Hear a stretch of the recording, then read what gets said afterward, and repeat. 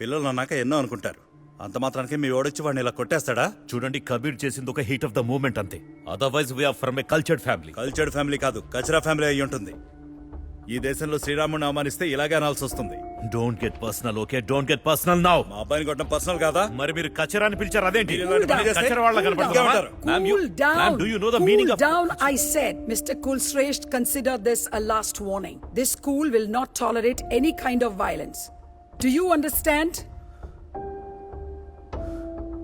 You may go now. నా వల్లే డాడా తిట్లు తిన్నాడు. ఇట్స్ ఓకే, నువ్వేదో కోపంలో చేసావంతే.